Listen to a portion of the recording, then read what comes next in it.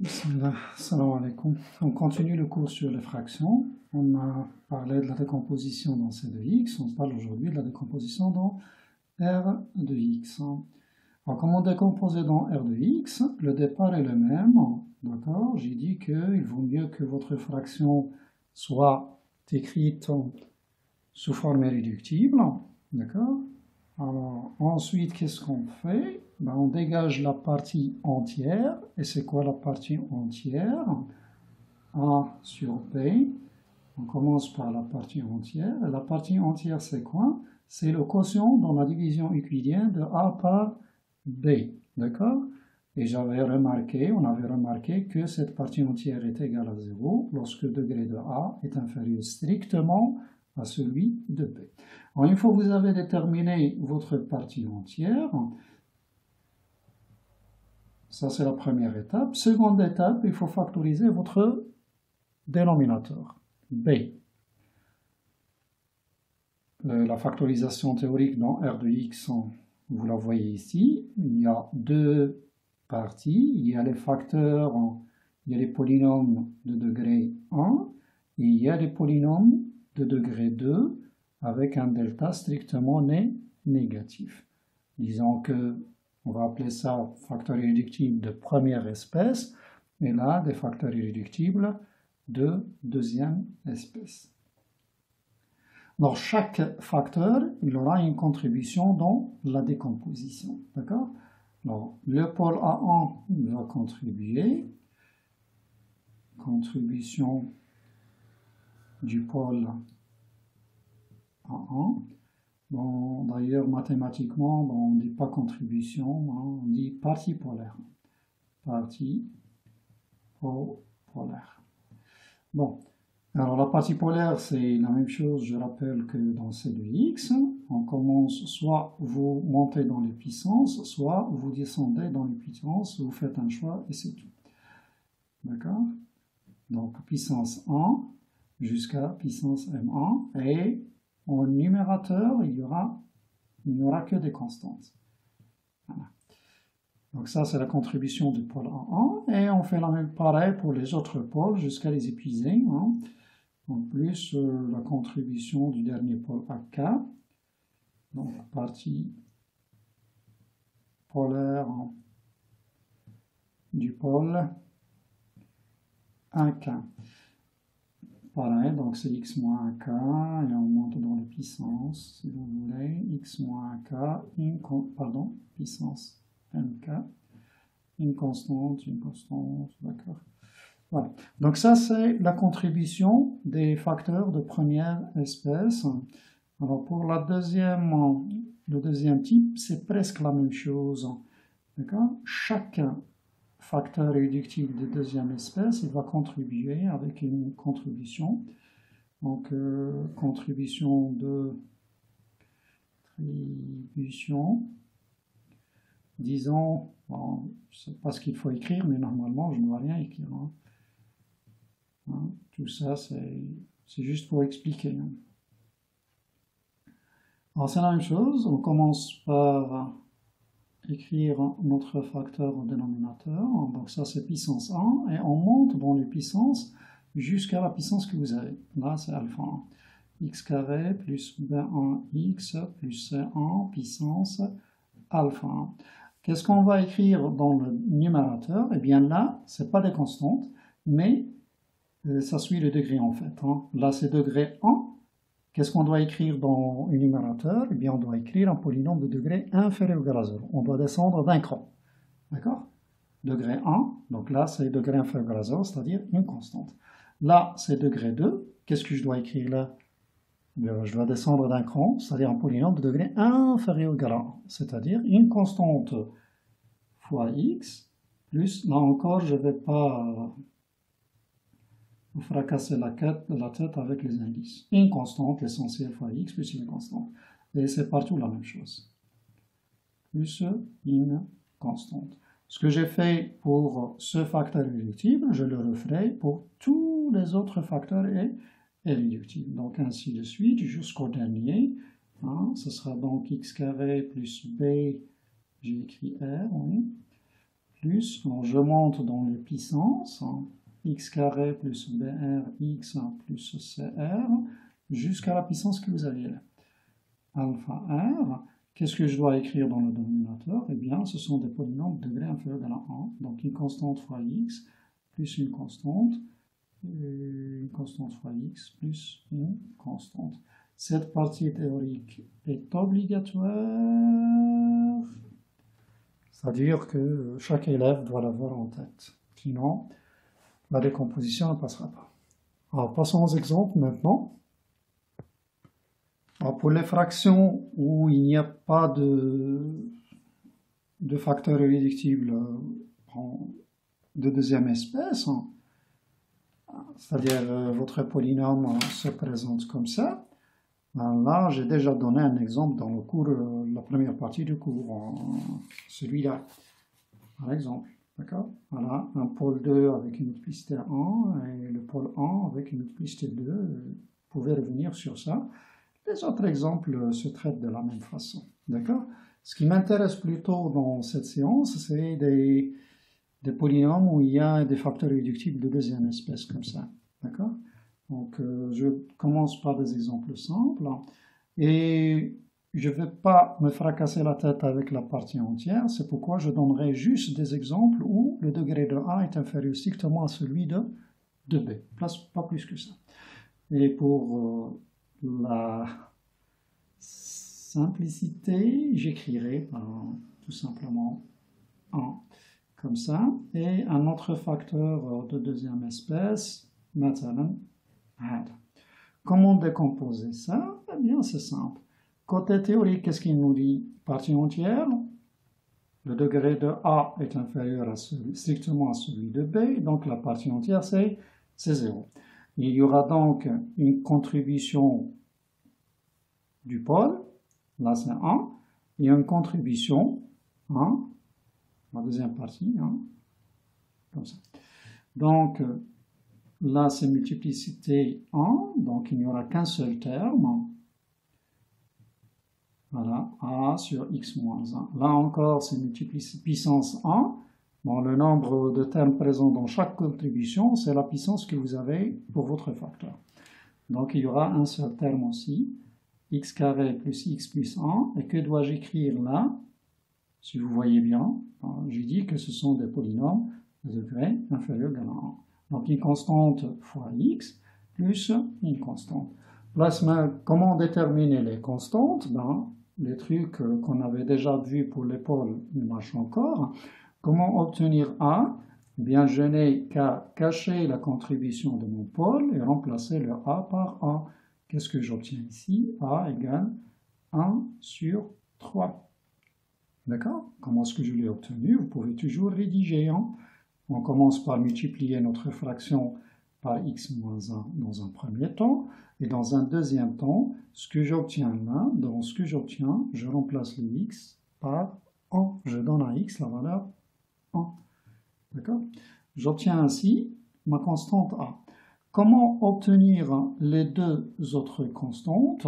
Ben là, tous les moyens sont admis à condition qu'ils vous donnent votre décomposition. J'ai oublié de dire que là encore la décomposition est unique et vous pouvez l'obtenir par différentes méthodes.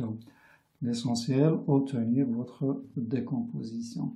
Et j'avais dit que le moyen le plus simple, puisque là, d'accord, on a commencé par un petit truc, on a commencé par x-1 et dans un deuxième temps, on a donné à x une valeur.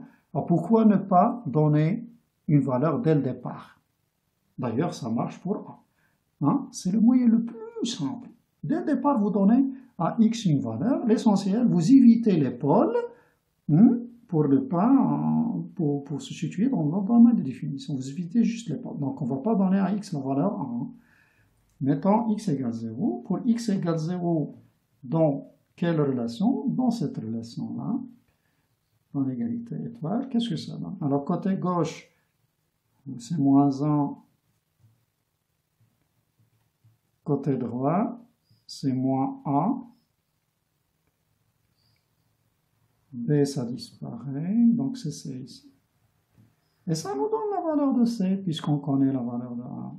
C, ce sera donc moins 1 plus A, moins 1 plus 1 tiers, c'est moins 2 tiers. Voilà, la voici. Ah, comment obtenir l'autre valeur qui manque, c'est-à-dire B? Vous pouvez toujours donner à X une valeur. Mettons, donc on évite le point, X égale 1, même un H. X égale moins 1 par exemple, pourquoi pas? Je ne donne pas 2 parce qu'il y a un carré, donc vous voyez bien la chose. Hein? Toujours dans l'étoile, qu'est-ce que ça donne là? C'est moins 2, ça disparaît, donc c'est moins 1 sur 2, côté gauche. Côté droit, là encore, c'est moins 1 sur 2, moins B plus C, et au dénominateur, j'aurai 1, donc c'est moins B plus C. Et ça vous donnera la valeur de votre constante B, d'accord? Puisque vous avez celle de A, de C et celle de... Moi, je vous laisse ce soin de calculer. Hein. Bon, ce sont des trucs comme ça. Hein.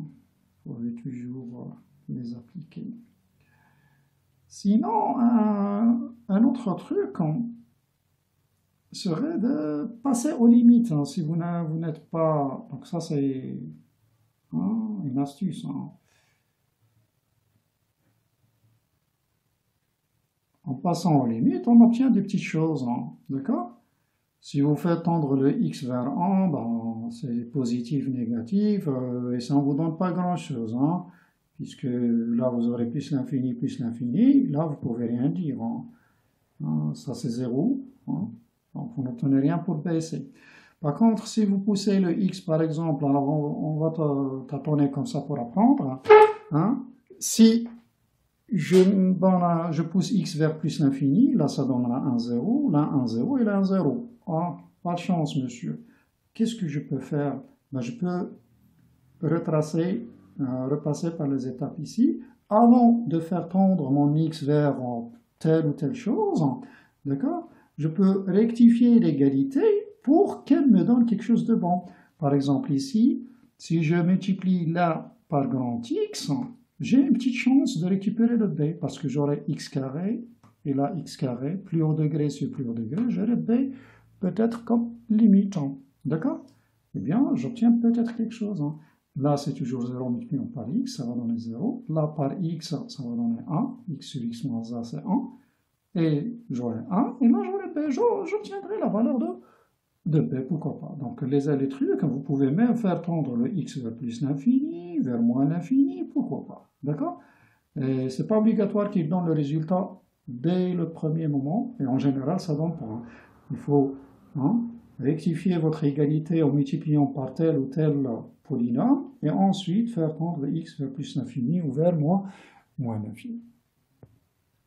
Deuxième exemple, donc je ne vais pas me compliquer la vie, c'est juste dans le premier exemple, j'ai maintenant une puissance 2 pour le terme de seconde espèce.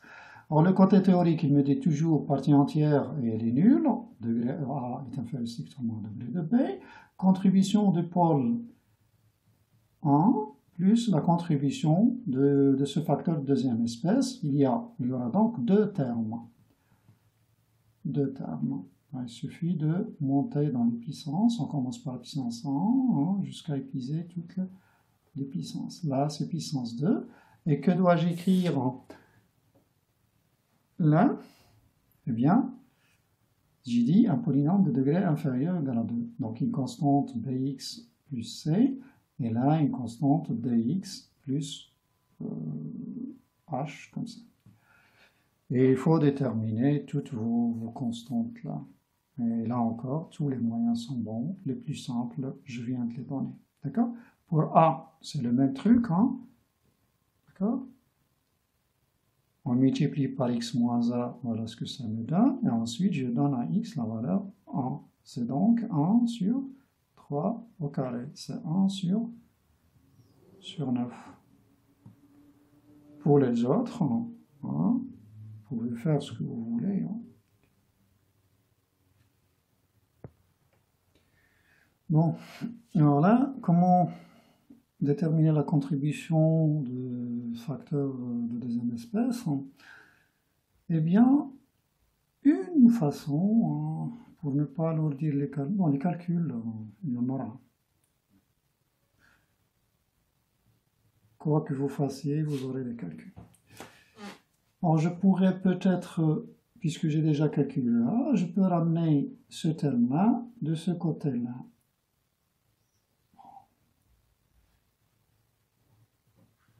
Sur x moins 1, x carré plus x plus 1, le tout au carré, moins 1 sur 9, x moins 1.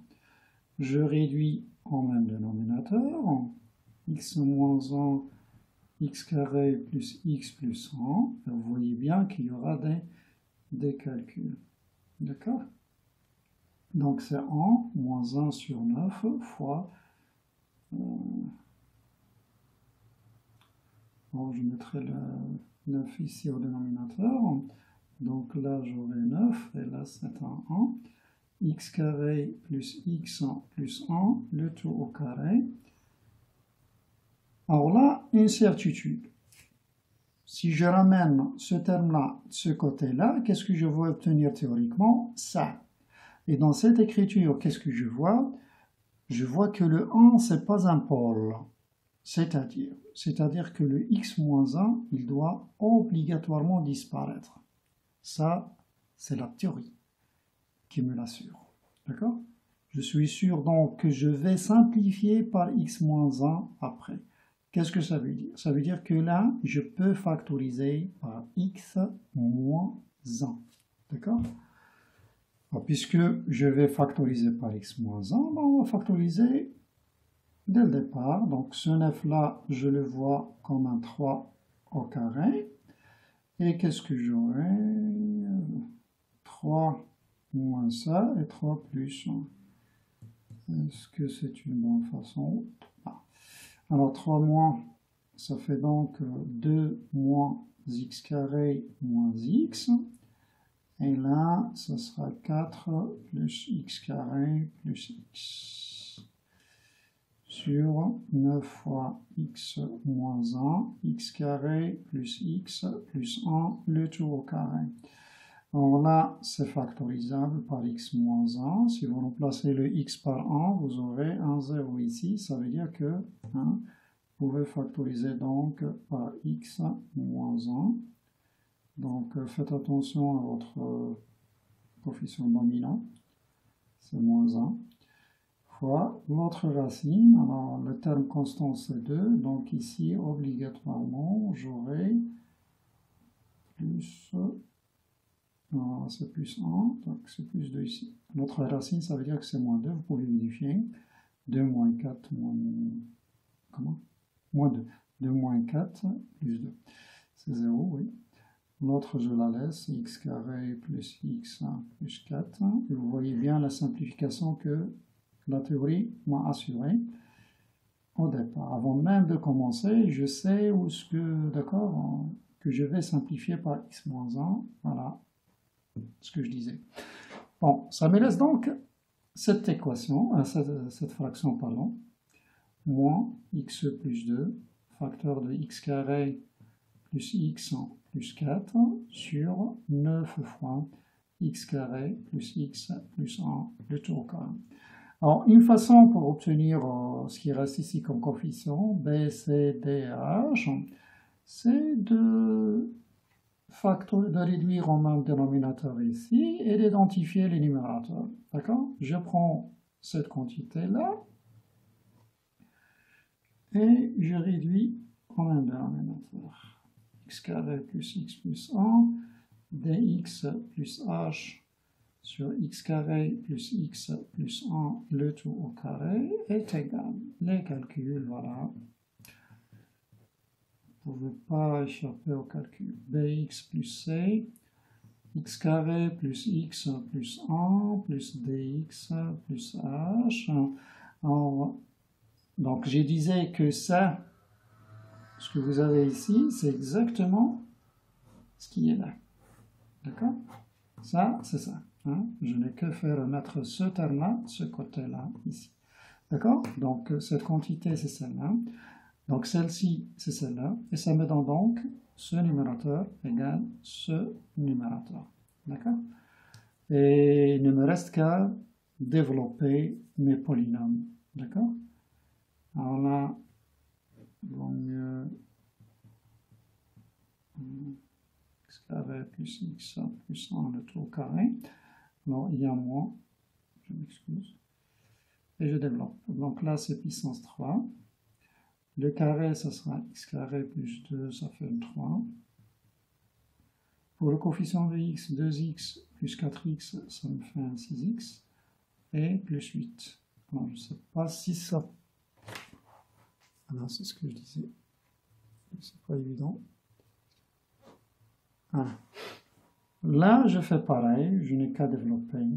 Dans la puissance 3, ça sera bx puissance 3. Le 2, ça ne viendra que de là, b et c, plus b plus c, x carré. Pour le coefficient de x, c'est donc b plus c encore.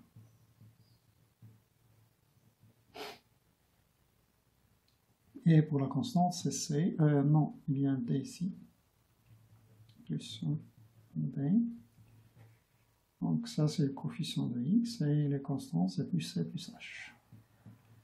Sur x carré plus x plus 1, le tout au carré. Alors maintenant, qu'est-ce qu'on va conclure? Tout ça, c'est exactement ce polynôme-là, hein, d'où un petit système. On identifie les coefficients. Le b, ce n'est que le coefficient d'extrait ici, c'est moins 1 sur 9. b plus c, ce sera moins 3 sur 9. Et b plus c plus d, ce sera le coefficient de x, moins 6 sur 9. Et le c plus h, ce sera la constante, moins 8 sur 9. J'obtiens ainsi tous mes coefficients. Hein. Donc le b c'est moins 1 sur 9, le c c'est... Bon, pas des calculs, hein. Voilà, on met le c ici. Vous avez b et c, donc vous obtenez le d. Vous avez le c, vous obtenez votre h. D'accord? Ouais. Donc ce sont des méthodes infaillibles. Hein.